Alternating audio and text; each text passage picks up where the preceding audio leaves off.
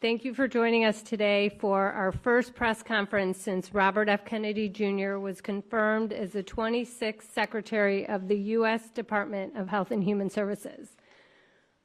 Welcome to the press and the supporters of the MAHA movement who are here today to listen to Secretary Kennedy and Walter Zaharadi's remarks regarding the CDC's latest Autism and Developmental Disabilities Monitoring Network survey that was published yesterday in the CDC's Morbidity and Mortality Weekly Report.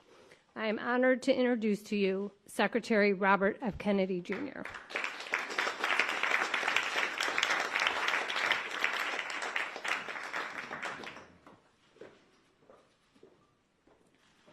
I'm going to go over some of the key numbers from the ADDM report. Overall, the autism is increasing in prevalence at an alarming rate. The study tests 8-year-olds who were born in 2014. And by the way, these studies are 2 years later than they should be. And one of the things that we're going to do as we move this function to the Administration for a Healthy America, to the chronic disease, the new chronic disease division, is we are going to have updated real-time data so that people can look at this, so Americans can understand what is happening with chronic disease in this country in real time, and not have to wait 2 years to react.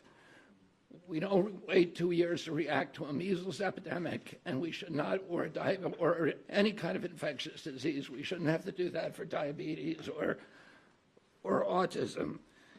The ASD prevalence rate in 8-year-olds is now 1 in 31. Shocking. There's an extreme risk for boys. Overall, the risk for boys of getting an autism diagnosis in this country is now 1 in 20. And as high in California, which has the best data collection. So it probably also reflects the national trend, 1 in 12.5 boys. This is part of an unrelenting upward trend. The prevalence 2 years ago was 1 in 36. Since the first ADDM report in 1990, which was 1992 births, autism has increased by a factor of 4.8. That's 480%, I believe. The first ADDM survey was 22 years ago when prevalence was 1 in 150 children. In all the core states, the trend is consistently upward, and most cases now are severe.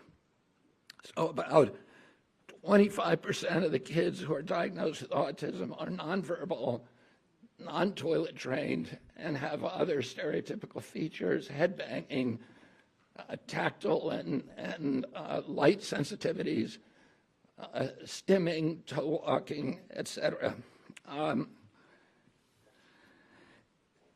One of the things that I think that we need to move away from today is this ideology that the autism diagnosis, that the autism prevalence increases, the relentless increases, are simply artifacts of better diagnoses, better recognition, or changing diagnostic criteria. If you look at Table 3 of the ADDM report, it's clear that the rates are real, that they are increasing in the last 10 years, which is beginning with the first one, year by year, there is a steady, relentless increase. I want to, because this epidemic denial has become a feature in the mainstream media, and it's based on an industry canard, and obviously there are people who don't want us to look at environmental exposures. And so I want to just read you some of a little excerpts from some of the older studies. The baseline for autism in this country was established with the largest epidemiological study in history, a study of all 900,000 children in the state of Wisconsin, children under the age of 12. They found 0.7 children had autism in every 10,000. That's less than 1 in 10,000. Today we're at 1 in 31.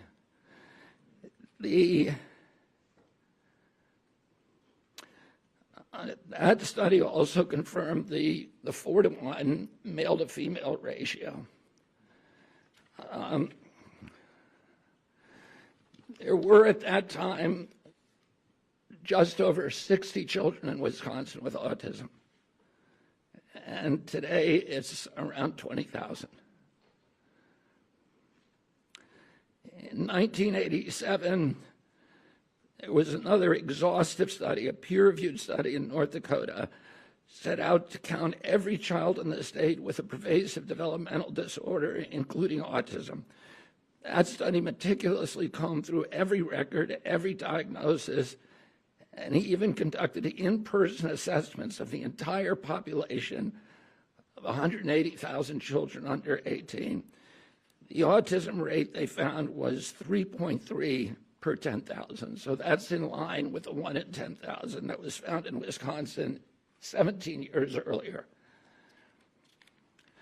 For context, today the last number of 1 in 36 is 83 times higher.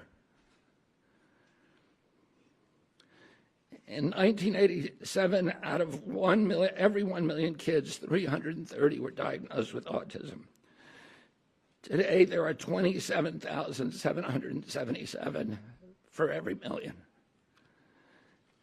If you accept the epidemic deniers' narrative, you have to believe that researchers in North Dakota missed 98.8% of the children with autism. That thousands of profoundly disabled children were somehow invisible to doctors, teachers, parents, and even their own study. The same researchers who followed the original cohort for 12 years to double-check their number, they went back in 2000 and found that they had missed exactly 1 child. So doctors and therapists in the past were not stupid. They weren't missing all these cases. The epidemic is real.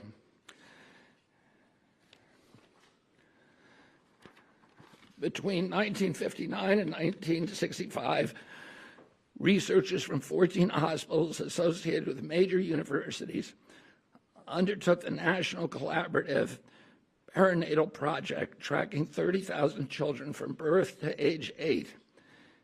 This was no half-baked survey-based analysis. The study conducted 9 separate screenings covering neurology, psychology, speech, language, hearing, and visual function. Every developmental quirk, anomaly, and disorder was logged with painstaking detail. Autism, a condition characterized by profound impairments in social communication and behavior, would have stood out like a neon sign. There were 14 cases.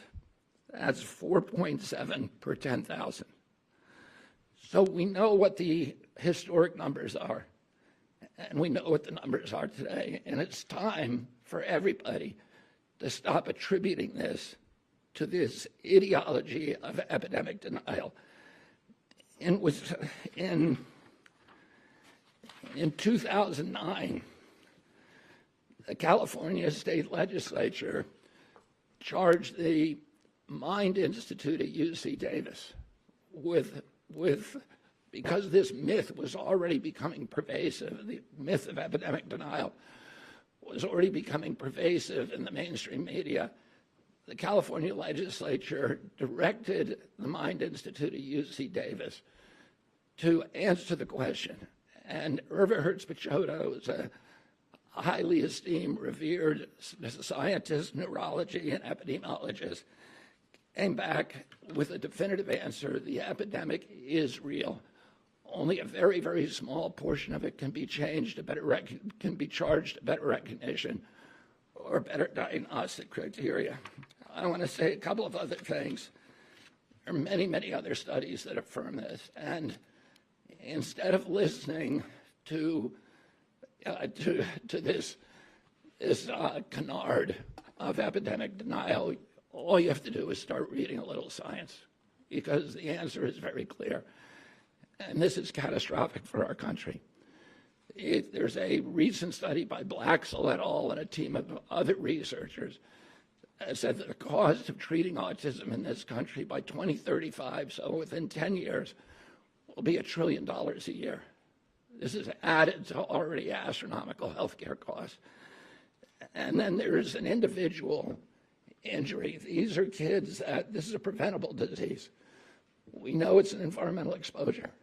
It has to be. Genes do not cause epidemics. They can provide a vulnerability.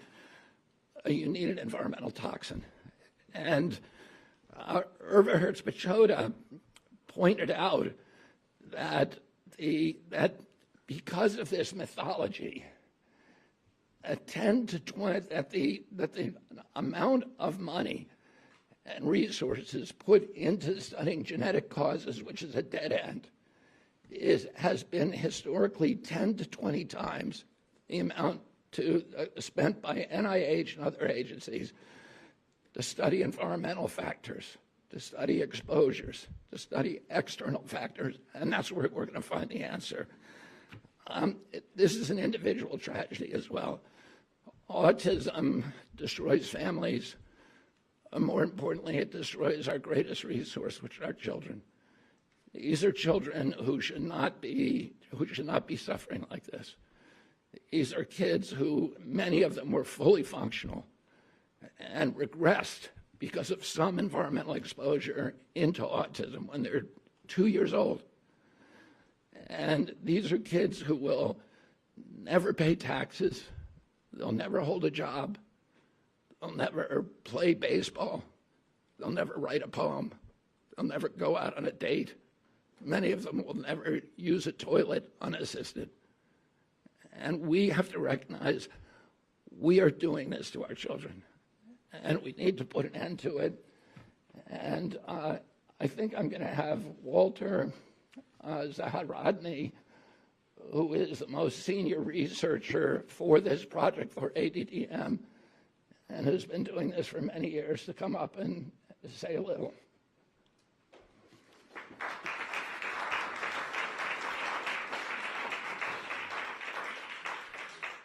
Good morning. Thank you for being here. I'm here as a long-term autism researcher and a clinical psychologist. I get to wear two hats, one with patients and families, trying to help them get to a diagnosis and to interventions and treatments, but also for the last 20-plus years as the director of the New Jersey Autism Study, which is a CDC-sponsored autism surveillance system. We've monitored autism in New Jersey in concert with the Centers for Disease Control and Prevention since 2000. When we began our endeavor with CDC, we expected to do maybe 2 or 3 baseline studies to establish how many children have autism, because it was not expected that autism prevalence would increase. Other childhood disabilities, neurologic disorders do not increase or change over time. But somehow, for some reason, with autism, everything was different. Autism went from being a very unusual, rare disability, which affected, as the secretary said, 1 child in maybe 10,000, to being known in every community, every school district, every center that cares for children with disabilities. Autism is real. It's a true disability. It's not a personality quirky issue. Everything has changed for the individual with autism, and while there's a wide range of expression, it does change the family, and it does inevitably change the community and the society in which we find it. autism prevalence has increased very dramatically. It's increased in New Jersey, where we have excellent resources and access to services, and it's increased in all the states in the network. It's increased not only by the CDC, ATOM network, active surveillance activities, but it's increased according to federal IDEA statistics and information from a multitude of surveys. It is a true increase. There is better awareness of autism, but better awareness of autism cannot be driving disability like autism to increase by 300% in 20 years. That's what we saw in New Jersey. That's what the CDC report of yesterday indicates. And that's what, in my opinion, future reports from epidemiologists will show. The data provided in yesterday's report strongly suggests that not only is this a high point of autism prevalence, but in the future, rates can only be higher. Autism deserves to be treated as a real public health phenomenon, and I would say is an urgent public health crisis. It's not just that we're more astute or perceptive. It's not like 2 or 3 children out of for every one with autism has remained invisible. Autism is striking, and the consequences are lifelong. So I would urge everyone to consider the likelihood that autism, whether you call it an epidemic, a tsunami, or a surge of autism, is a real thing that we don't understand, and it must be triggered or caused by environmental or risk factors. We need to address this question seriously because, in my opinion, for the last 20 years we've collected data but not made real progress in understanding what causes autism or how to effectively prevent it or treat it effectively. So I urge you to read the report very carefully. I urge you to do something that nobody does and go into the many supplemental tables and see that autism is a true phenomenon and that we need a correct perception, not a perception that allows us to just provide services without understanding the root causes or the true factors at play. So thank you for your attention. I wish we could answer questions. I think we can. Let me just say one other thing. I referred to a number of studies. There are many, many, many others in the scientific literature that absolutely explode this mythology that this is, that the autism epidemic is not real. If you read the literature, it is absolutely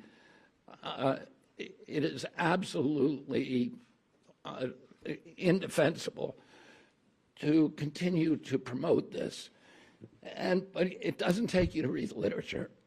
It just takes a little common sense. If the epidemic is an artifact, a better diagnostic criteria or better recognition, then why are we not seeing it in older people? Why is this only happening in young people? I asked Walter before we came out here, I said, have you ever seen anybody our age? I'm 71 years old with full-blown autism, head banging, nonverbal, non-toilet trained, stimming, toe walking, these other stereotypical features. Where are these people walking around the mall? You can't find them. They're not in homes. There are no homes for them. There are no institutions for them. Why are we seeing them on the street? Anybody can look around and see that this is a canard. And then you have to ask yourself, why is it so pervasive? Why has it been thrown up against us for so many years? And clearly there are industries. This is coming from an environmental toxin. And somebody made a profit by putting that environmental toxin into our air, our water, our medicines, our food. And it's to their benefit to say, oh, to normalize it, to say, oh, this is all normal, it's always been here. But that's not good for our country, and it's not good for the press to not be more inquisitive, to not be more skeptical. And within 3 weeks, and probably we're hoping in 2 weeks, we're going to announce a series of new studies to identify precisely what the environmental toxins are that are causing it. This has not been done before. And we're going to do it in a thorough and comprehensive way, and we're going to get back to with an answer to the American people very, very quickly. Secretary Kennedy. Great, thank you. Yeah, go ahead. Secretary Kennedy, I was not diagnosed with autism in 1994 when I initially did it. It took me 5 years to get diagnosed later. You also talk about the fact that the numbers increase with Black and Latino people, but your own study says these findings may indicate that improvements in ASD awareness, identification, and access to services in communities among Black and Latino, Hispanic, and API children have improved. Do you think that, are you denying that in the past Black, Latino, and AAPI people had not been diagnosed, they had been diagnosed with behavioral disorders, they've been disciplined, they've been incarcerated, and now they're finally getting the services that they need? Well, yeah, and there are small slivers of the autism epidemic, maybe 10% to 25% according to the studies. The highest studies are around 25%. That can be attributed to better recognition and better diagnosis. That means 85% are still, or 75% to 80% are part of an epidemic, and that's too many. And that is what we need to redress. Walter, do you have something you'd like to add? There's better recognition of autism and better awareness because there are more children with autism, and the professionals have greater reason to learn from what their experience and to diagnose. I wish the contrary was true, but it's not like better awareness pushes something that's not there. Rather, something that's there is being recognized. Can you please say your first and last name and outlet before asking a question? By the way, my name is Eric Garcia, The Independent. Thank you.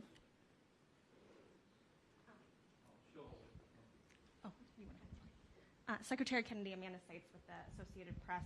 Some of the CDC's own research has concluded that there's a genetic link at play with autism. Are you saying today that you don't trust that research or that it was wrong? Could you expand a little bit more on that? No, there is, we have really good genetic markers now, and they provide a vulnerability. But those genetic markers alone are not going to dictate your destiny. You need an environmental toxin. There are many genetic markers that dictate the methylation capacity of the human body. Those contribute to, those dictate, listen, with many people smoke cigarettes, and only 1 in 5 died from lung cancer. There were 4 of them that didn't. And those were the ones that had some circumstances, probably genetic, that made them more susceptible to it.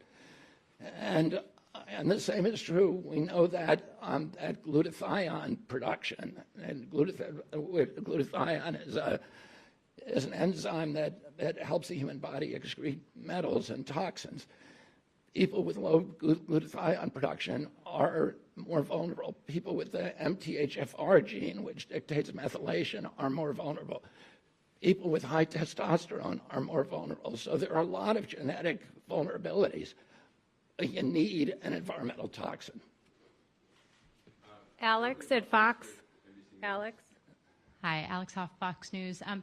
In seeking out an environmental toxin, do you feel that if one or several are detected or put on your radar, do you think it would be the same one causing issues at both ends of this spectrum? Children who struggle with, let's say, sensory issues, all the way to those who are fully care dependent, unable to speak. Would it be the same catalyst in all of those varying conditions, you think? Well, those are the kind of studies we're going to do. And you're right, there's a spectrum of injuries, and we don't know. There are studies that, that look at maternal activation so that, something happens in the womb. There are studies that, that look at other genetic causes. The issue that we know is genes don't cause epidemics. You need an environmental toxin. And we're going to look at all the potential culprits. We're going to look at mold. We're going to look at food additives. We're going to look at pesticides. We're going to look at air and water and medicines. So, we're going to look at ultrasound because there's a timeline that, something happened. In fact, Congress said to EPA, ordered EPA to tell us what year the autism epidemic began. The EPA scientists came back and said it happened in 1989. Oh, you have to find a toxin that became ubiquitous around that time period. And that affected every demographic from Cubans in Key Biscayne to Inuit in Alaska. And that affects boys at a 4-to-1 ratio as girls. There's a limited universe of those, but actually it's quite large. And, Eberhard-Spichota was the one who suggested that, one of the things we have to look at is ultrasound. I don't think that that's probably a factor, but it's one of the exposures that became ubiquitous during that period. And we're going to look at all of them agnostically. We're going to find the potential exposures that increased during that time period. And we're going to we're going to see if there is a link to this injury. Thank you. Nathan at Epic Times. I'm sorry, can I please go? No, Nathan. Nathan. Yes, Nathan Worcester with Epic Times. During that same time period of increasing autism prevalence or diagnoses, there's also been a significant increase in maternal and paternal age. Couldn't that be a significant contributor With what? beyond maternal and paternal age? Yeah, we're going to look at all of that. We're going to look at obesity in the parents. We're going to look at the age of the parents. We're going to look at diabetes in the parents. We're going to look at all of these potential exposures. And because of AI and because of the digitalization of health records and the mass of health records that are now available to us, we can do this much more quickly than has ever been done in the past. Cheyenne. This is our last question. Thank you. Do you still pledge to have answers by September, or is that going to be the beginning of this process? And are you open to following the science regardless of whether it confirms some of your expectations or not? Yeah, I mean, we're gonna follow the science no matter what it says, and we will have some of the answers by September. It's going to be an evolving process. We're going to involve, we're going to issue grants the way that it's always done to university researchers and others. We're going to remove the taboo.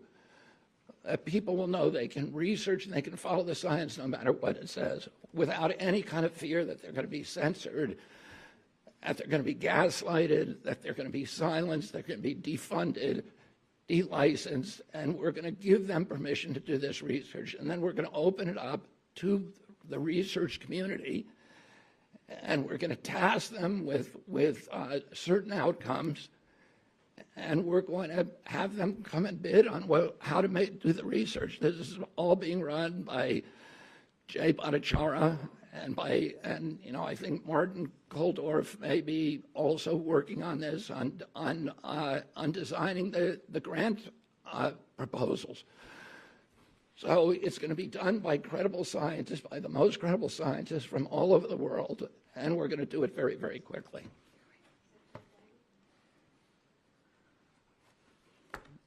Yeah, one more question. Can you identify yourself?